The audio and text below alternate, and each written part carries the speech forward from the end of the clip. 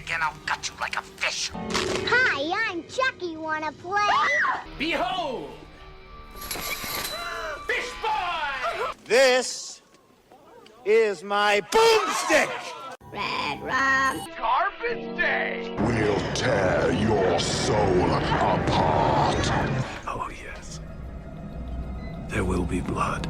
They're coming to get you, Barbara. Hail, Radma.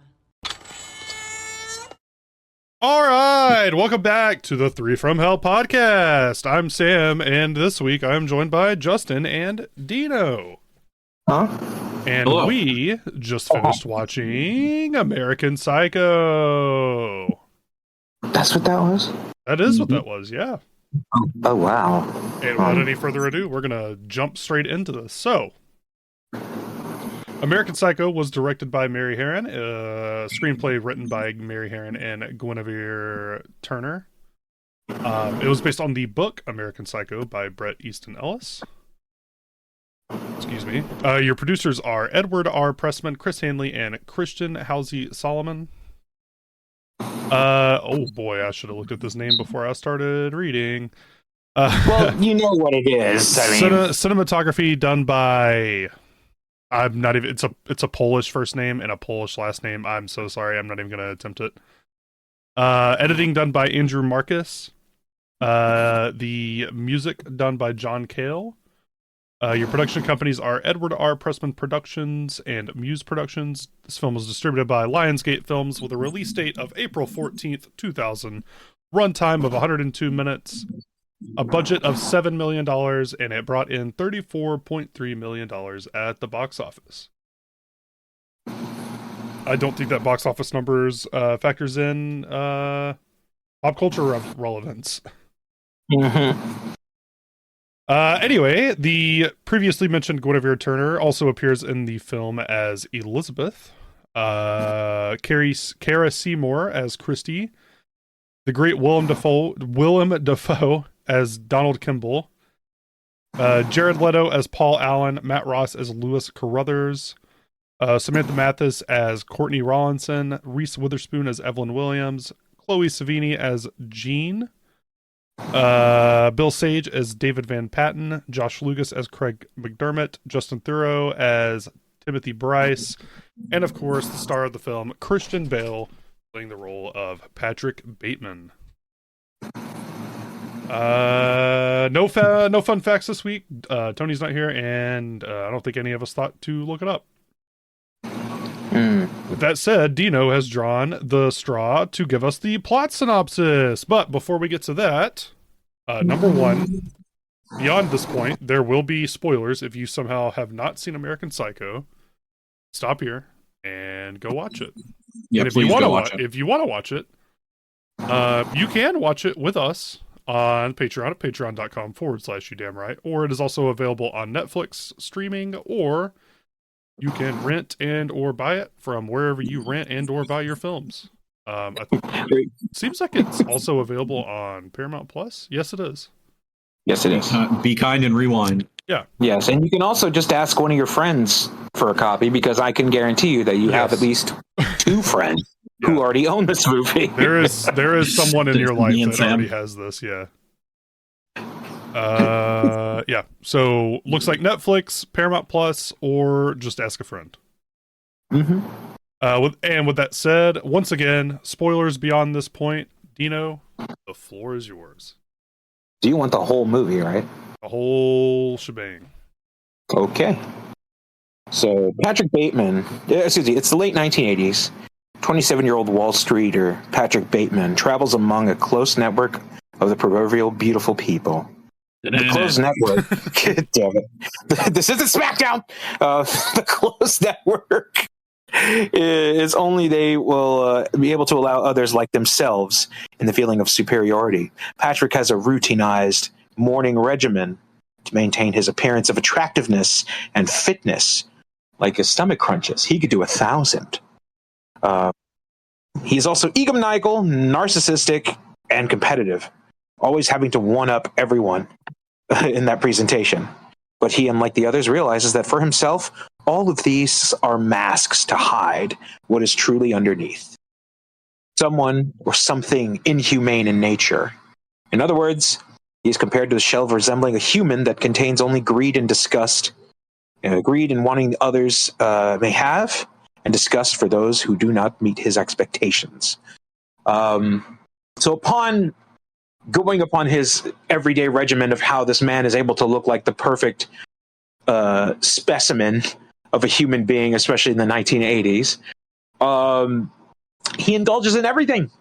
He takes pride on getting reservations at restaurants where nobody really fucking cares where you are. It's just the fact that you're there. Classic 1980s greed and whatnot. Gordon Gekko to the 25th power. However, it's slightly suggested that when Patrick is going to his bank late in the night, mind you, 1980s, going to the bank at night, pretty ballsy. I mean, it's pretty ballsy now, but like New York in the 80s, when Saturday Night Live is saying live from the most dangerous city in the world, like that's fact, by the way. But the fact that this man goes there, William Nilliam, to pull out hundreds and then picks up a wandering woman, not even a prostitute, just a woman who's wandering late at night and simply says, hi, to which she returns the compliment of hi, and decides to walk in sync with him. That is the last you see of her. Very next day, it shows that he's pretty much in his own world. He goes to his office on Wall Street. He's got his own receptionist who is very, probably the best receptionist in the world and very polite and lovely, yet he continues to berate her and tell her that she is wearing a terrible outfit and should wear something more to his liking. But since she is pretty much gaga over him like anybody else, she just obliges and says, okay, fine, and just lets him have his way because he's Patrick Bateman. In the process of things, we start to notice there is something very fucking weird about Patrick Bateman. Not the fact that, he's your typical yuppie scumbag watching pornography while trying to make plans on having sex with his fiance's best friend. Yep. And she's just like, I don't want to go out tonight. I'm supposed to wait for a call from my fiance. And she's clearly hopped up on pills, but he is able to persuade her to get a reservation at the most popular restaurant in town, Dorsia. Well, she can't turn that down because Dorsia is one of the most hottest places in New York City in the 1980s. But alas, her medication has already kicked in, and so she is as drowsy as Bugs Bunny on ether. He takes her to a completely opposite restaurant. It is not Dorsia, but she just passes out at the table, and he's just like, whatever. I got my way. It's not how I wanted, but whatever. And as we progress, we notice that this gentleman named Paul Allen enters the room, and he is the talk of the town. Anywhere Bateman goes, Paul Allen is mentioned because he's in charge of this account. And I'm drinking. So, oh, hell yeah. Oh, hell yeah. Oh, hell yeah. Oh, hell yeah. Excuse me. What are we drinking? I had to wet my whistle. I'm drinking a lemon lime. There's a lime polar sparkling water. It's quite delicious. So upon giving his card to one of Bateman's associates, Patrick feels the need to show off his business card. A lovely shade of bone. And the lettering is something called Cillian Rail. To which Van Patten, his associate, says, that's very nice, Patrick, but that's nothing compared to this. Pulls out the exact same style of card, shade and everything, but just says, this is eggshell. And names off a different font. But anybody with a level head can see this is the same fucking card. Yep. Yeah. To which their other associate, Bryce, compliments Van Patten's card to Patrick's, to which Patrick is completely perturbed by. And so the third associate, I don't even think they said his name, but he pulls out his card, and you guessed it, same shade, same lettering. However, you can see that Patrick is very bothered by it because it's nicer than his, even though it's the same fucking style and everything. You hear a break in his voice as he tries to hold it together. Impressive. Nice. And asks to see the card that was given by Paul Allen. Let's see Paul Allen's card. Let's see Paul Allen's card. You hear the samurai sword sheath because they are basically dick measuring in the form of a card. And they show it in slow motion, hand it over to Bateman. It is the same font, same shade and everything. To which Bateman's inner monologue compliments with such anxiety. Look at that subtle off-white coloring and the tasteful thickness of it. Oh my God, it even has a watermark. To which the man is completely defeated by the much more lavish business card and lets it slip from his fingers as if he is not worthy to even hold it. So Patrick decides that upon this amount of nervousness, he needs to take out his frustrations. To which this is when he stumbles across the homeless man, if I'm correct. Is that the correct timeline? I believe so, yes. Yes, he stumbles across a homeless man with his fellow best friend, a lovely-looking hound, to which Bateman feels like this could be a moment of superiority to which he can flex over Paul Allen in a ways of where he asks the homeless gentleman if he wants some food or money, to which the gentleman is like, yes, please, I'm so cold, I'm so tired. To which Bateman feels the need to feel that superiority again and asks him, why don't you get a job? As you guys quoted it when we were watching, stop being homeless. Like, You consider just not quit being it. poor? Yeah, have you considered not being poor? Which honestly seems like that would have been a line in the movie because it's so fucking just outlandish. And to which Bateman is trying to experiment with this, giving this man some hope, and then decides, like, you know, I'm insulting him, like, get a goddamn job. You reek of shit. And to which he feels like this is a bad idea. And he says, I don't have anything in common with you. To which he looks around, places his briefcase on the ground, and insults the homeless man one more time before multiple stabbings of him, and then curb stomps the dog. Yeah. So we could see that to me, that's the hardest part to watch in that movie. I can't. Yes, I agree. I hate it so much. Like when I was a kid, I'm like, I don't think I want to watch this. But like, mind you, a kid, I was 17 when I watched this movie. So don't think I watched this when I was fucking 10 or 11. But I was 17 when this movie came out. I watched this at a very I mean, you know, you should see the shit that I watched growing up, but it wasn't. Nothing was too extreme like this, but there was some stuff I'm like, I should not have watched this I think as a the kid. first time I watched this would have been 04, 05, so I'd have been 7 or 8. Jesus Christ! Definitely- They just let you definitely watch it, or was it cable? I believe it was when we had like one of those free weekends of HBO. Oh yeah. Goldmine. Yep.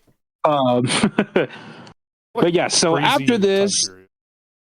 it was a crazy time period. Honestly, like free weekends were always the best when we had cable. Like they would show the top-notch movies and whatnot.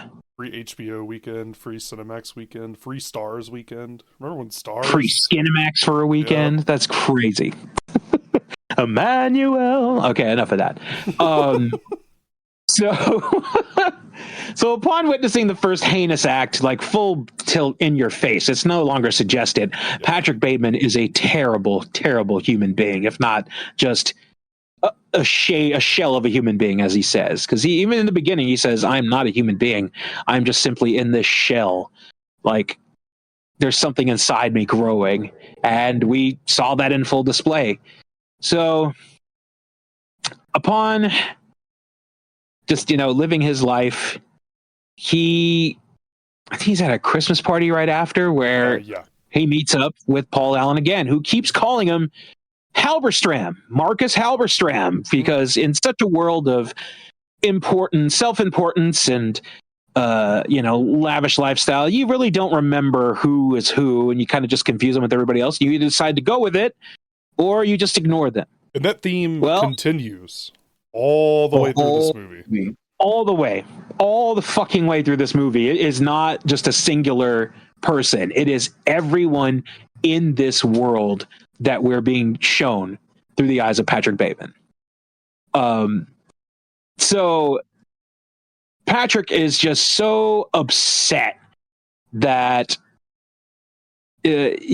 Paul Allen is in charge of this important account, even though we have not seen Patrick do 1 ounce of fucking work in this movie, or anybody for that matter.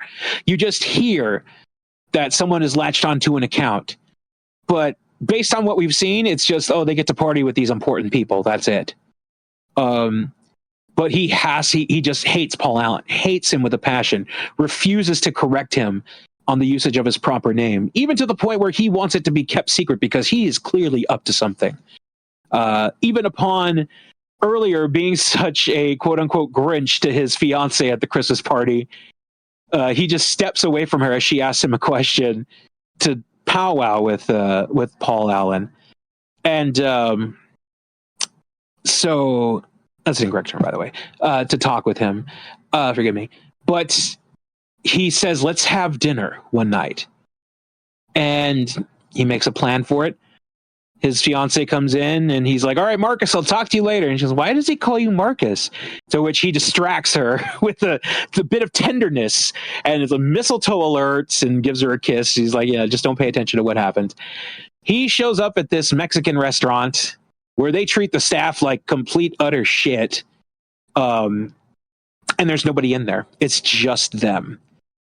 And he's trying to milk all this information out to possibly steal the account away from Paul Allen. But Paul Allen is just like upset. Like, why are we at this restaurant? Nobody's here. I could have gotten us a table at Dorsia, the popular place. He's like, nobody goes there anymore. And upon discussing with each other, just joking around, like, how'd you get the account? I'd tell you, but I have to kill you. And bantering back and forth, they mention his fiancée, Evelyn, to which Paul Allen compliments her characteristics and mentions that she's going out with a dork, Patrick Bateman, to which Bateman is very clear that he is not going to just take this account. He is going to finish this man completely, to which he takes him back to his apartment. Now, mind you, folks, through this whole movie, Bateman says these off little things here and there, like, I like to dissect girls. Did you know I'm utterly insane? To which they cut to the person that he's talking to. They either hear him or confuse what he's talking about with something in their world, or they just don't acknowledge it whatsoever. To which, in case Paul Allen is just like continuing on with the subject, like he just said something that was not of interest to him. Well, they're back at the apartment of Patrick's, and Paul Allen is very much drunk, but is very curious as to why Patrick has the finance and sports section on the floor, and asks him, do you have a dog, a chow, perhaps? To which Patrick just simply replied, no. No, Alan. To where he puts on this very nice, clear raincoat. To which Paul Allen is just like, is that a raincoat? Yes, it Patrick is. replies, yes, it is. And is asking, and very much relaying in the most, shout out to my fellow autistics out there, all this info dump on Huey Lewis and the News. Yep. Because, it's a fascination of his. He's got to info dump all of it on him. But at the same time, is plotting to completely dismember this son of a bitch, Paul Allen, where he picks up the cleanest, and I mean the shiniest and almost perfect looking axe in another room and proceeds to moonwalk into the room, hiding the axe while continuing to babble on about how Huey Lewis was been compared to Elvis Costello, to which he places it very, very conveniently in a little groove nook between his doorway and his kitchen counter, to which he puts on Hip to Be Square, which is a personal favorite of him. He starts dancing in the most ridiculously gift fashion, while Paul is just simply staring off into space, drinking away, listening to Huey Lewis and the News, from the looks of it, against his own will. To which Patrick goes right behind him, continues to talk about the song, grabs the axe, and simply says, "Hey, Paul!" To which Paul turns around, and we catch a glimpse of him realizing, oh, fuck, he's going to hit me with this axe. To which Patrick swings this axe down like the hammer of Thor and splits Paul off the screen, but is splattered, sprayed even in the face with this burst of blood that covers his face perfectly and yet not touches a single thread count on his wonderfully tailored suit because of the raincoat, and proceeds to violently splash and slash away on Paul Allen while screaming, "Try getting a reservation at Dorsia now, you fucking stupid bastard!" Yeah! And while Huey Lewis still playing so gleefully in the background, mentioning that it's hip to be square, describing pretty much every single thing that Patrick Bateman does in his life, which, by the way, I can never compliment enough the love and detail that went into this film. Mwah to the crew, brava to the director, and bravo to the writer-director combination. To which Patrick is done chopping and wrapping up Paul into complete cold cuts, wraps him up in a very fashionable black bag, overnight bag, and drags him, bloody carcass and all, leaking through the bag from what we see, down the hallway to the lobby, where the security guard pays no mind, and he runs into one of his associates. To which he's like, "Patrick, is that you?" To which Patrick, to his great chagrin, says, "No, it's not me. You are mistaken." To which, again, is ignored. Yeah. And is stuffing the bloody carcass into the trunk. Mind you, this is the second time that people are just ignoring the very out of character thing that's happening in front of him. Earlier on, after he walked away with the woman that he picked up, he was trying to get his bloody sheets clean, but he's just like, "Oh, that's just cranberry apple." This is where he is stuffing the heavy bag into the car trunk of the taxi, to which associate goes, "Oh my God." Patrick thinks he is caught and looks at him as if saying, "What?" To which he simply asks, "Where did you get that overnight bag?" Patrick, very much annoyingly and reliefly, says, "Jean-Paul Gaultier." And as he proceeds to go to the apartment of Paul Allen, he cannot help himself but take notice of how beautiful it is and clearly how much more expensive it is than his own apartment. He just dismembered a man from head to toe and is trying to cover up his murder, but is totally distraught over the fact that this guy has it better than him. So, in the process of that, leaves a little voicemail saying, "Going out of town, hasta la vista, babe," and all this, and proceeds to just, leave it be. He's done it. It's a perfect cover-up. The following day, he is listening to the lovely classic titular track from the film with the same name, Lady in Red, and is just in pure dreamlike bliss, just completely happy with what he's done. He's gotten rid of the person he hates the most, at least for now, and his receptionist comes in saying, "There is a detective here to see you." So he plays it off like he's on an important call, even though he doesn't want to talk to him. He knows what he's there for.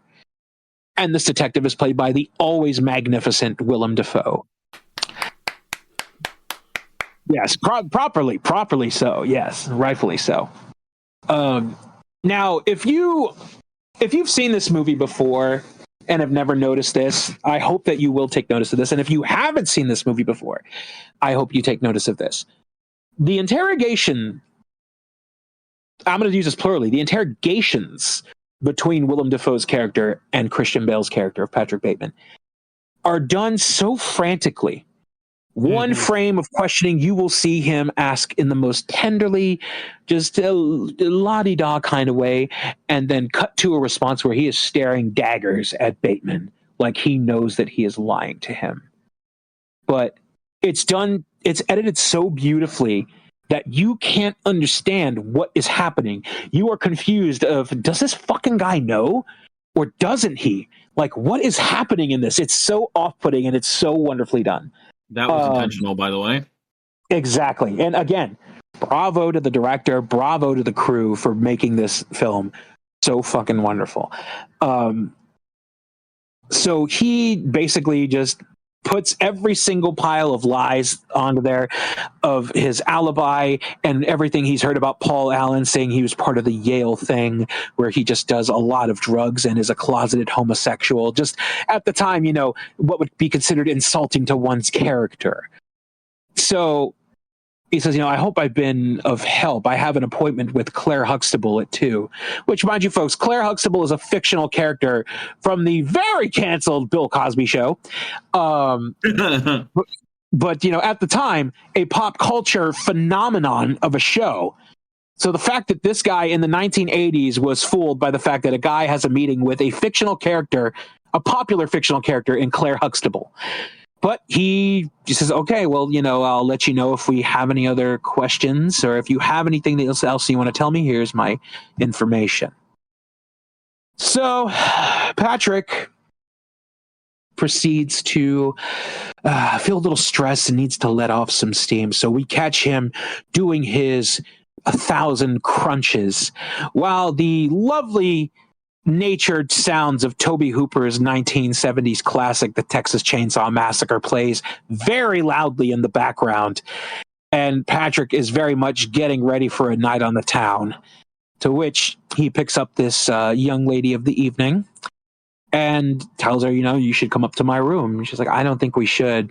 You know, he flashes the cash, tells her, you know, you really should come up to my room. It'll be worth it. To which, you know, she's hesitant, but she needs the money. She goes in, and while in the car, he orders another girl from a more prestigious service. And so, in the times of waiting his secondary partner to get there, or the third wheel, I guess. No, not really the third wheel, just the third participant. He seems very playful with this young lady. And you're like, wow, this guy actually can be very charming when he wants to be. It's just, you know, he's an asshole. He's a complete psychopath. But then the third participant arrives. And not really to his liking or his request. He makes it very evident that she is not what he asked for, but it'll do. Upon wanting to flex his status at them, they really don't give a shit. Mm-hmm. They are there to get down and they are there to get paid. That is all. So he still tries to force upon his status and it tells him, you know, all right, well, you know, while we're doing that, let's get to it. Come on to the bedroom, sets up the VHS camera, which at the time was considered so mini and compact. It's a fucking phone book on your shoulder. Yeah. And proceeds to cut the charming and descriptiveness of Phil Collins. Proceeds to request that he wants one girl to get down so the other one can see her asshole. Now, you'll know when you're watching the unedited version, because on the edited version, it is her ass. But in the unedited version, he says asshole. And while still talking about Phil Collins, he just says, don't stare at it, eat it. In the most sharpest delivery. It is so vulgar the way he says it. And proceeds to turn on Susudio, to which the most narcissistic three-way happens in the history of film. The man is flexing into the mirror and towards the camera while thrusting away, directing the other ones to do whatever he wants, and even after the moment of menage a trois, that's not even a word. It is now. It is now. If one of them just were to slightly nudge his hand, he swipes it away and says, "Don't touch the watch." So he gets up and decides, well, it's time for the final level of our playtime. To which the girls are like, "Can we go now?" To which he replies, "We're not through yet," and proceeds to open up a drawer of like a spur, a wire hanger, like a razor of some sorts. You know that what he is about to do is completely one of the most horrible things that you could do to someone in the industry, if not just a person in general. They don't show it, thankfully, but the suggestion is just enough there to where you're like, oh, fuck. So upon leaving, they don't say a word to each other. He just simply hands them the cash and they walk out. Well, the following day, I'm trying to remember like what happened. He's back at the club, right? He's back at the club, Yep. chilling with his friends, and they're discussing like what makes a woman hot or what's the perfect woman. And the typical dickhead cis, beta males misogyny ensues of, the only chicks with personality are ugly chicks, and it's gross. It's just as gross as the things that we've seen Pat do. And so Lewis, their pretty much runt of the litter, comes in and says, "Hey guys, I want to show you my card." And I'm like, "All right, what is it?" He gets the little sword treatment. Thank you for pointing that out, by the way. Mm-hmm. And shows it. And they look at it with a brief sense of, oh, fuck. But they refuse to acknowledge that this man has a nice card. And just says, "Oh, yeah, that's great." Oh, that's To which he says, "All right, yeah, it's like, I'll be back. I'm going to use the restroom." Patrick is bothered by this because it is a nice looking card. It's a fucking white card with simple text on it.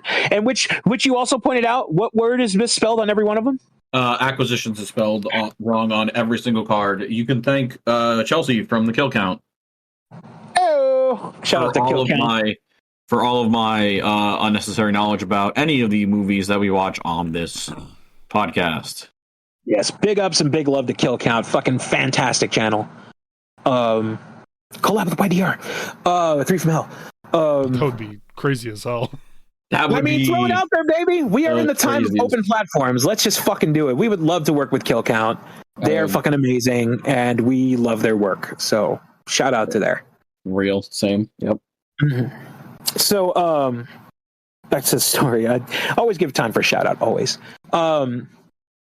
So Lewis, upon using the restroom, has his back to the opening of the door where, he's in the urinal. Patrick puts on his murder gloves. Okay. He is about to do some damage. He reaches behind and grabs the neck of Lewis, but not enough to fully strangle the man. To which he turns around. I'm pretty sure his dick is still out because he did not shake or anything. 100% Grabs a hold of Patrick's wrist and proceeds to kiss it. Patrick's expression of pure rage melts into an expression of disgust and shock. For Lewis thinks that Patrick wants to have a little bathroom bam bam. Saying, "Why here?" He's like, "You have no idea how long I've wanted this, ever since the Christmas party." Patrick breaks away, gloves still on, mind you, proceeds to wash his hands with the gloves still on because he is completely disgusted and is not going to waste a good pair of gloves, even though they just touched Lewis. And he is just washing away, scrubbing away everything that just happened. But he starts leaving as Lewis is confessing his desires for him. But as he's leaving, he just goes, "Patrick," he goes, "What is it?" It's like, "Where are you going?" To which Patrick drops the first delivery of this famous line. I gotta return some videotapes. Yeah. Yep. Proceeds to walk out in the most what I described Bill Murray and Scrooged or Ghostbusters type of tuba shenanigan music. And he's just beelining out of this restaurant, to which Lewis just says, Patrick! He looks up and goes, I'll call you. And that's the last we hear of it, sadly. But honestly, it is a fucking fantastic moment in this film. I forget what happens after that one because I still laugh at it to this day. What happens after Patrick leaves? You know? I'm trying to think. Patrick leaves. Is this when he... I don't remember. Edit that part out. Let me look at it's all staying in. That's fine. We have memory problems. It happens. I'm 41, so my memory's going. Is baby. This? Yeah. Oh, he has the second interview with. That's Kimball. what I was thinking. Yeah, the second interrogation, quote unquote. Yeah. So the second interrogation with investigator Kimball. Again, very much cut from separate takes to make it seem completely uneasy. It keeps you on your toes. Yeah. It's definitely keeping Bateman on his toes. He is completely worried that this man has some sort of drop on him, to which he mentions that he was given information that he had hung out with Paul before his disappearance. But, Patrick spinning lies, complimenting, trying to sound interested in the case, trying to drive it in his own way, is able to dissuade Kimball from keeping him as a suspect. To which he just says, if there's any other things you like, please, I would appreciate if you keep me in the know about this case. He goes, all right, no problem. And so as he's about to leave, Kimball pulls out a Huey Lewis in the News CD and asks Pat, do you like Huey Lewis in the News? I just picked this up. Patrick, as white as a ghost in a deer in headlights, completely freezes in his tracks like, oh, fuck. Says, no, I'm not a fan of Huey Lewis in the News. His music is just a little too much for me. He's not a fan of singers.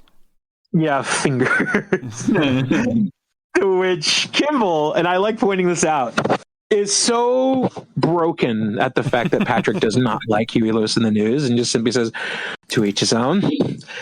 Almost heartbroken because he wanted to bond with this man about the love of Huey Lewis. It really does break him. He is so sad by it. It was fucking Willem Dafoe. So brilliant. And so he decides to leave. Let me see here. So upon that, we go to, I want to say... after this would have been... let's see, he has that meeting. After this... this is when he has Gene over at the apartment. Or no. This is when he meets up with that model. Yes, so he goes to the club, and him and his associate, I think it's Bryce, are talking to these models, and they're clearly, they're doing coke in the bathroom. To which Bryce is very violent. He's like, "This is fucking formula. This is terrible. They cut it wrong." To which a nearby patron of the restroom, doing the exact same thing that they're doing, says, "Would you keep it down? I'm trying to do cocaine over here." To which Bryce is very, very livid at him and tries to throw down, but Patrick's like, "Just keep it calm, man. We're okay." It's like, if we do a bunch of it, maybe we'll get high. And he goes, "I'm sorry, man. Steroids." So Bryce is already high up on steroids and is trying to do very badly cut cocaine. They go back to these models that they're with, clearly insulting their intelligence on who is downstairs, saying that Mikhail Gorbachev is downstairs. And they're like, that's not who's downstairs. To which this woman asks Pat, what do you do? He goes, well, I'm into murders and executions, actually. So which she says, do you like it? To which Patrick is intrigued, like, she must have heard me. And he goes, that depends. What do you mean? To which she says, well, a lot of people who are in mergers and acquisitions usually don't like it. So she clearly either didn't hear him or he said something else. Either way, it is not revealed that anybody is really paying attention to him or if he even said what he wanted to say. So he is focusing a lot on her hair, to which we cut to them leaving the club with each other. And she's, like, you think I'm an idiot, don't you? And he's just like, no, whatever. What do you mean by that? And she's like, no, I'm a very smart person and such and such. And they cut to him touching her hair. But then the next day he is holding a strand of her hair and brushing himself with it on the neck. And so he clearly did something very terrible to that model. While in his best, Tom Cruise is just sitting on his couch, cross-legged, doing the crossword puzzle. Mind you, he's only putting bone and meat as the answers. He is approached by Jean, his wonderful and lovely receptionist, to which, he asks her out to dinner. To which she's very taken back by it. She says, yes, I would love to. He's like, all right, well, where do you want to go? And she's like, I really don't know. Like, wherever you pick would be fine. And he insists that she suggests a place and he can get them a table. No problem. So with great thought, Jean thinks about it. And you know what? If you're rich and powerful boss is asking you, super hot boss is asking you to come to dinner with him and he could get a table anywhere, you're going to pick the most high profile place there is. So she suggests Dorsia, the one place that Patrick couldn't, well, probably, one of many places he couldn't get into, but the place that he could never get into. This man has called to try to book it, and they straight up laughed in his ear. Like, are you fucking kidding me? Like, you're not getting a table tonight. To which she's like, fine, I will give us a call right now, and we will book a table. To which he calls on his brick cellular telephone, 1980s, Zach Morris like a motherfucker. And his smiling, his shit-eating grin, saying, hi, I was wondering if I could get a table for two. To which the man on the phone says, we're totally booked. Just great. To which the guy's like, did you not hear me? We're totally booked up. Because 9 o'clock, perfect. And hangs up. So it is very clear that his bloodlust is continuously growing, and he plans on doing something to his wonderful receptionist, Jean. So she's like, you didn't leave a name. He's like, no, they know me. And he's like, why don't you meet me at my place for drinks? And she's like, oh, yes, sure, that'd be great. So which Patrick really knocks her off the cloud, says, you might want to change before we go out. Yeah. So she shows up looking stunning in this wonderful gown and is just completely blown away by how nice Patrick's apartment is. She's never been there, and he's clearly loving the shit out of the fact that he is dick swinging just by having his receptionist in his apartment. Now, mind you, as he is entertaining his guest, he asks her if she would like some sorbet. So she's like, yeah, that'd be great. Yes, please. He reaches into the freezer with the door facing her and reaches inside to get this sorbet. Now, behind the sorbet is a completely frozen plastic bag with a human head inside of it. Which is the model. The models. Earlier. Yeah, the model. Exactly. The model that he took the strand of hair from. And gives her the sorbet and everything as she's eating. And he is quoting... he's walking around his apartment almost like trying to select what he's going to do with her. He walks by like...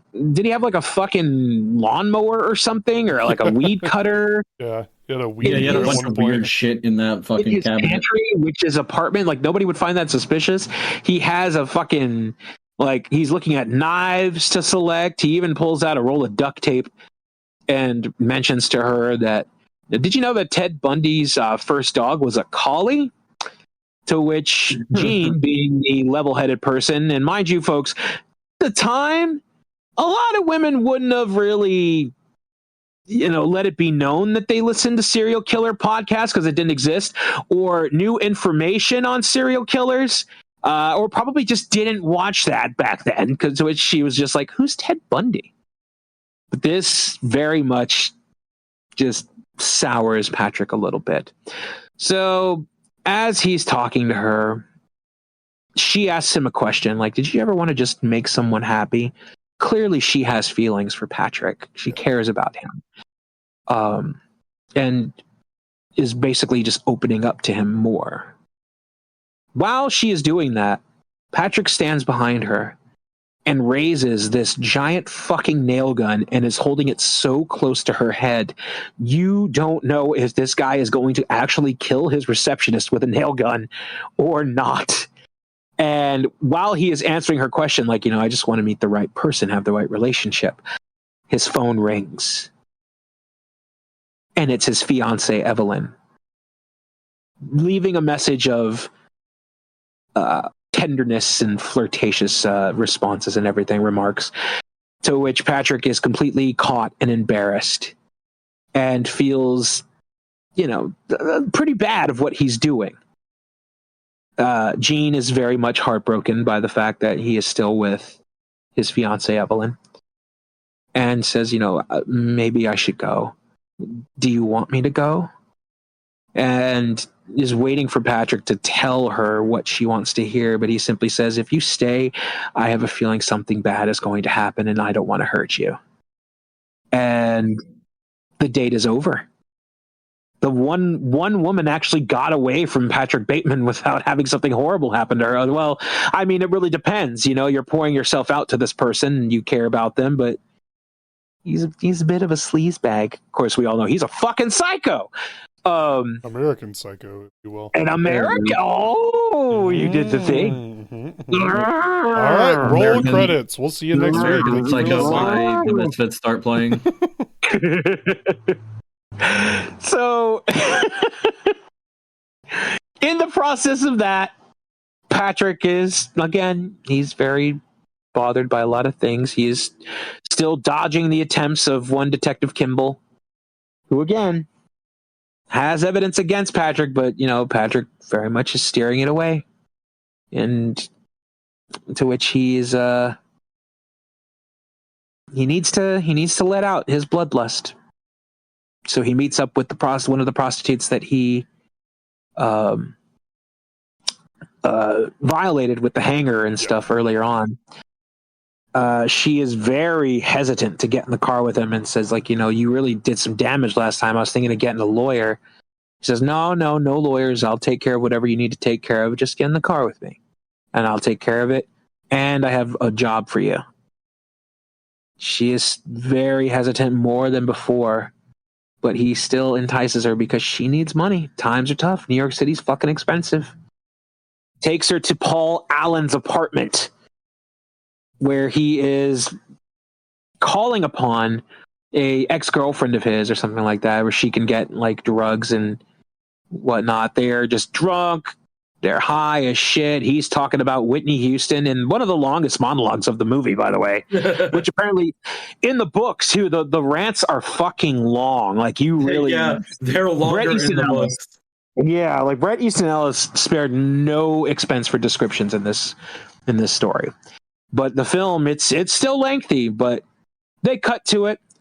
It's another three-way, but the escort slides out because she's just like, okay, he's going to town on her. He's going down on her.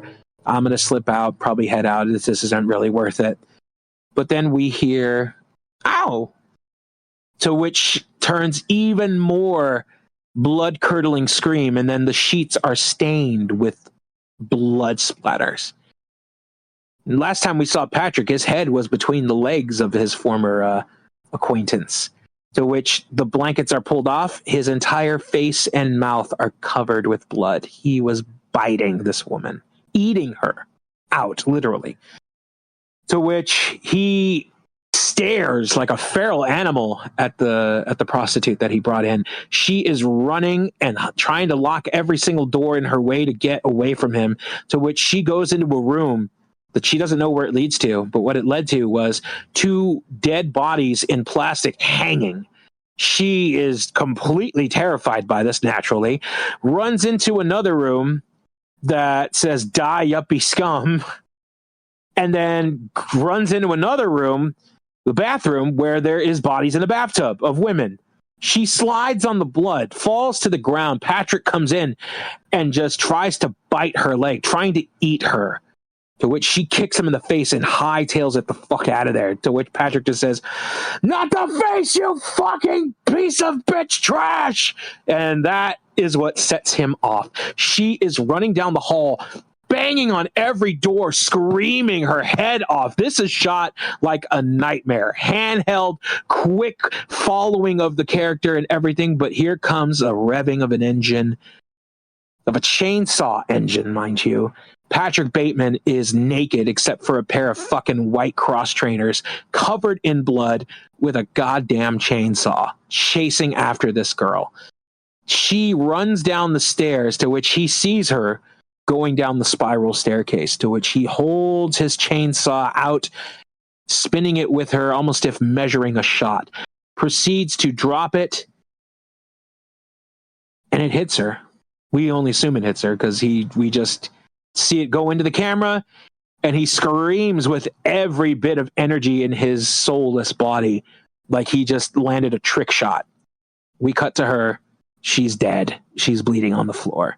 But then we fade to him drawing that particular death on a tablecloth with crayons. He's at lunch with his fiancée, Evelyn, who is trying to basically just plan this wedding. She's been trying to plan a wedding through the whole movie, and he's just not having it. He doesn't want to hear it. To which he just says, "This isn't working."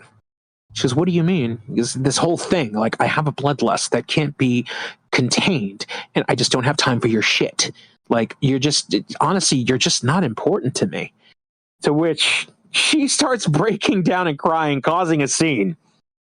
And he is just looking around like, "Shut the fuck up. Don't make any noise. You are making an embarrassment out of me." To which she's like, "What about our friends?" And she's like, "You can have our friends." Like, it doesn't matter to him. He wants to get away from her. And to which she is sobbing and doesn't want this to end. Her whole world is just crumbling down because her boyfriend just decided to, sporadically just break up with her. And to which he's like, I'm leaving. She's like, "Well, where are you going?" It's like, "I'm just going away." She's like, "Yeah, but where?" To which he just stares at her and goes, "I gotta return some videotapes." Yeah, right, yeah.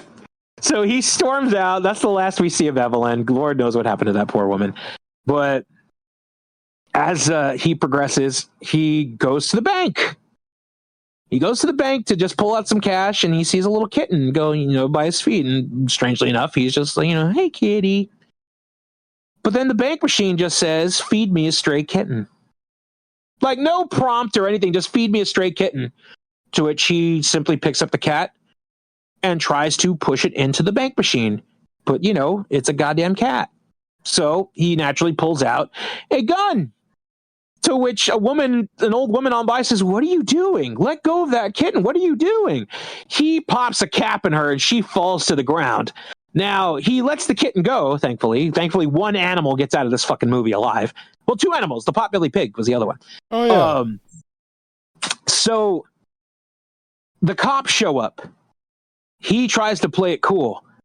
Well, as he's walking away, 2 more cop cars pull up, like pure fucking car chase, spinning out their tires and pulling their guns and saying, "Hey, hold it right there." He proceeds to have a shootout with them. He shoots one of the cops, which sets off a gas tank and blows up one of the cars in a very impressive fashion because, mind you, the man only has like a Glock. To which he's staring at the fireball, but then crinkles his eyebrows like, "How the fuck did I do that with this gun?" oh, well, I got to go. I just shot 2 cops. Goes into, a running frenzy and goes to one of his apartments, to which the front man is like, hey, Mr. Smith, burning the living oil, huh? Well, don't forget to sign in. He's like, oh, fuck, there's a witness. Shoots the doorman. Shoots the front doorman. It's so comedic. It's so fucking comedic the way it is, because it's not like shown as a close-up or anything. It's just a half shot. And he's just like, oh, yeah, don't forget to sign. You think he's going to sign him. Yeah, he signs him with a fucking bullet to the head, and he paints his brains all over the wall. So as he's running out, a janitor comes out from the elevator. Patrick sees him through the rotating door, does the rotation, and pops one in him, killing the custodian. So as he's running and progressing into the night of New York City, just frantic, thinking the cops are looking for him because he just killed 2 of them, he goes into his actual workplace, sees the front desk man, and proceeds to reach into his jacket. And you're like, this fucking guy's gonna cap him too. Like, he's smiling at him and everything. And upon reaching, pulls out a pen to sign and proceeds to hide in his office, which we hear a helicopter. We see a helicopter light. And he thinks that the cops are looking for him. So he's like, this is it. I'm done. I'm fucked. They're going to know what I've done. They're going to link me to the murders. I just killed 2 cops. So I better call my lawyer. He calls his attorney, confessing everything, even shit that we did not see in this film. Mind you, more grotesque shit. Mentioning that I tried to eat some of their brains and I tried to cook a little. Now, he is just hysterical. He is breaking down, sobbing, laughing, everything. And he just says, well, I'll see you tomorrow. And hangs up the phone, finishing the call with his attorney. He then calls his secretary, or his receptionist, Jean, saying, I need help. She's like, Patrick, what's wrong? Just clearly so worried about him. And he's just spouting all this gibberish, saying like, he needs to figure out a way to get through all of this. And she's trying to do her job, saying like, oh, they such and such called. They want to have drinks with you at the lounge. He goes, I'm not going to be able to make it. She goes, what do I tell them? He goes, just say no. Just very, very frantic. And she is just so worried about him because she is a good person. To which he goes, stop sounding so fucking sad, and hangs up the phone. And she's like, what is going on? Proceeds to go into his office to figure out what the fuck is wrong with this man that I care for. And while he is going into this club that she had mentioned to find his attorney to see if he got the message that he left, she goes through his sketchbook that he has, a notebook, which has so many just horrible, grotesque drawings of violence and just vulgarity words and everything, just a depraved record of his thoughts. And she's just completely in horror over it while he is discussing with his lawyer, who, again, mind you folks, remember when we mentioned that nobody knows or remembers everyone's name in this? His own fucking lawyer thinks that he is someone else who called his office pretending to be Patrick Bateman confessing to murders. And he says, that was pretty hilarious, but why would you pick a loser like Bateman to do it? To which he goes, I am Patrick Bateman. And he goes, and I killed Paul Allen. The guy's like, that's impossible. Oh my gosh, is that fucking such and such towers over there? And he goes, no, you don't understand. I did all those things. I did all of those things. I confess to you. You're my lawyer. I'm confiding in you. I killed Paul Allen. To which the lawyer is just staring at him, completely not amused by it anymore. And he just says, that is impossible, and I don't find this amusing anymore. To which Patrick says, how is it not possible? And he goes, it's just not. And he goes, why not, you stupid bastard? Like the meme. Yep. To which he says, because I just had dinner with Paul Allen. Now, mind you, through the whole movie, he mentioned that Paul Allen might have went out of town. He even put the fucking the evidence there, like, hey, and Paul, I'm going out of town, all this other stuff. Well, turns out Paul Allen is out of town. And mind you, he stopped over at the apartment to where he killed the girls, the prostitute and everyone, but they weren't there. There was a woman there, a real estate agent, selling Paul Allen's apartment. But she was a little strange about it, telling him not to come back. So he really starts piecing it together. Like, Paul Allen's not dead. Like, none of these things happened. So he goes to sit down with his associates who are just completely distraught because Reagan's dropping some sort of speech on TV. Fuck Reagan. Yeah, let him know. Yeah, fuck Ronald Reagan. He ruined everything for us. To which they are just like, whatever. They're distraught over it. One of them's like, can we just have reservations somewhere? I'm not hungry. I just want to have reservations. To which Patrick is giggling and chuckling away. To which one of them asks, what was the line? What was the line? Like, what are you being so fucking... Oh, what are you being so zany about? Yeah, what are you being so zany about? What are you so zany about, Patrick? Yeah. He goes, I'm just a happy camper, rocking and rolling. Just completely relieved over everything. But then he realizes, like, everything that he has thought of didn't happen. Because since, I have said this to you, there is no catharsis. My pain still continues. I want people to suffer. I want them to know what I go through, or even worse. But this confession has meant nothing. Which leads the question. It could very well be that he did not do these killings, but the beauty of this fucking movie is that the running gag of people not knowing who who other people are, it could still very well have happened. Yes. So this movie answers questions, but also leaves the questions open. To which, again, for the last time, I'm going to say, bravo to the fucking director, bravo to the writer and director, bravo to the crew. This movie is one of the most perfect movies ever. And a lot of you may be saying, well, this is one of the fucking chapters in the incel Bible. But what those idiots refuse to recognize is that this movie, which is based on a book that was considered misogynistic, evil towards women, just hates women in general and everything else. Well, at the time, it was a satire on the people who actually hate women, who actually hate the poor, who are actually the true scum of the earth. And yet this film was made, written, and created by women. So it's one of the best fucking movies to ever exist. So now I get to pose the question. Yeah. What does everybody think? Did everything in the movie happen, or did it not? Honestly, I think some stuff happened. Only the stuff that he could get away with. Like, I think he killed the bum. I think that he... part of me still questions on if he killed his ex-girlfriend and the prostitute. But I don't think it happened in that quite of a crazy fashion. Mm-hmm.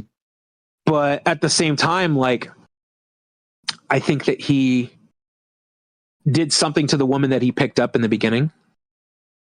And yet the most important things, that the ones that he couldn't get away with, like Paul Allen, maybe he didn't get rid of him, because we never see what he did with the body. I mean, he mentioned that it was in a bathtub in Hell's Kitchen, but at the same time, like, maybe it didn't happen. So I think he did some things, but I don't think he did all of them. I think I don't want to definitively state my opinion, because it's like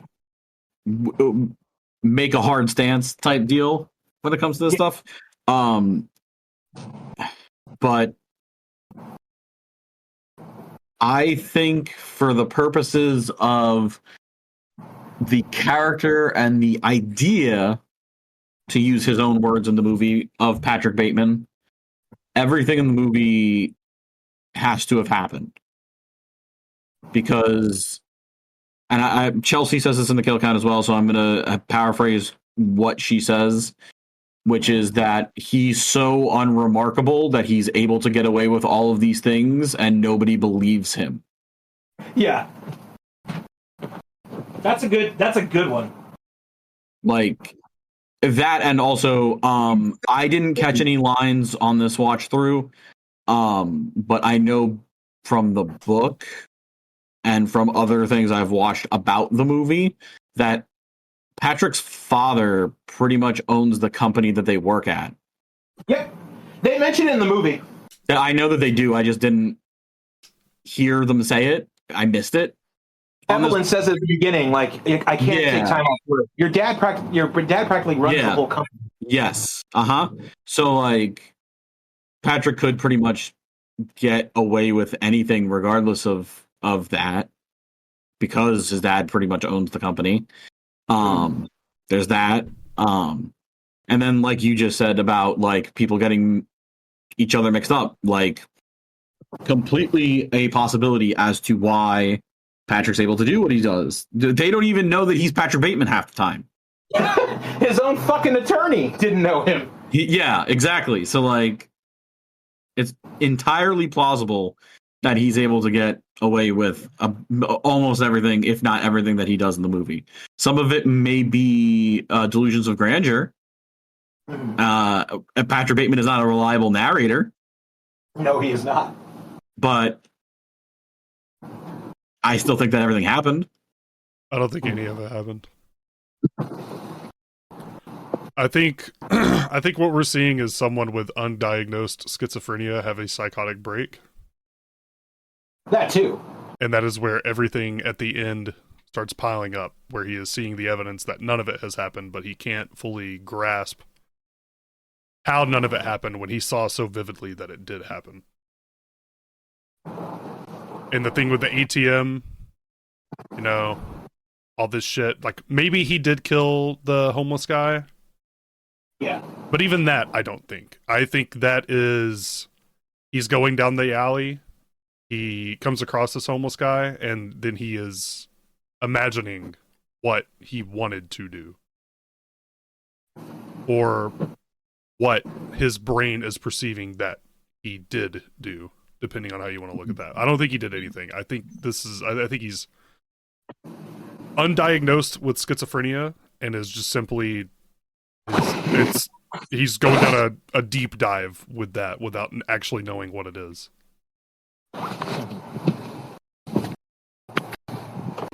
The name thing, like the being called the wrong name, that's just the nature of the people he surrounds himself with. I don't think that has much more to do with it than just that, but I don't think any of what he saw happened.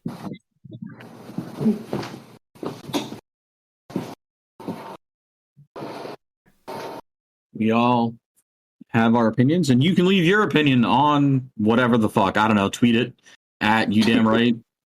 At You Damn Right Pod. At You Damn Right Pod. Well, let's get some scores and let's get the hell out of here. Yeah. Dino, you're first. I'm gonna give it a 98% out of 5 stars. Cool. I'm gonna give that. I'm just putting you down for a 10 there, big dog. Okay, cool. Justin.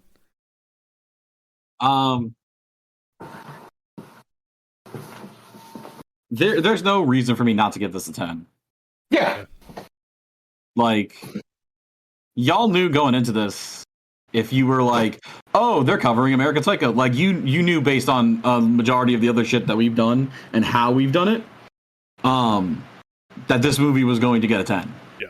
And I'm not one of those, like, I feel I can't, if I could think of one specifically off the top of my head, I'm not afraid to name them, but I can't think of one off the top of my head right now. Like, so many, like, review and shit like that, like, those kind of channels are like, oh, I'm very strict about my perfect score. No, I'm not. This I'm not either. This is a 10. It's a good fucking movie. I love it. It's a 10. I'm not that scarce with it. It's a fucking great movie, dude. It's a classic.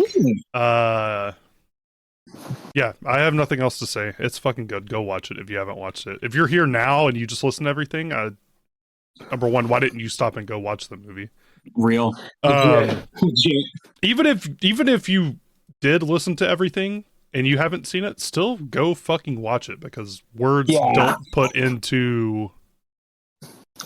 don't do it justice, because it genuinely is that good of a movie. It's a film that very much stands out because of how it looks, how it's made, how it's done. Like, honestly, like, the satire of it is along the same levels of, like, RoboCop. It's just dark and it's in your face, but at the same time, it's played so serious. And Christian Bale's performance is so fucking good. So good. Yeah. Best Tom Cruise I've ever seen. But that's gonna do it for us this week. We've got a few more weeks of one-offs before we get into the Terrifier trilogy. Next week we have a film that I have yet to see. We have The Menu next week. Oh, and I believe Dino will be joining us for that one as well. Yes, I will. And I'm going to suggest this to you right now as well. Get food before we watch it, because you will be fucking hungry. Yeah. Mm-hmm. Yeah. All right.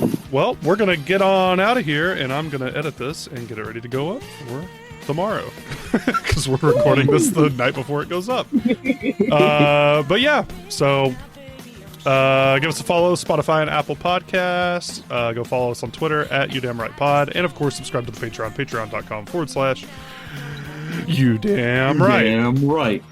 Damn right. Anyway, I'm Sam. That's Dino. Justin's here. We're the Three from Hell, plus Dino, minus Melee, minus Tony, minus... That's everybody that's been on Three from Hell so far, I think.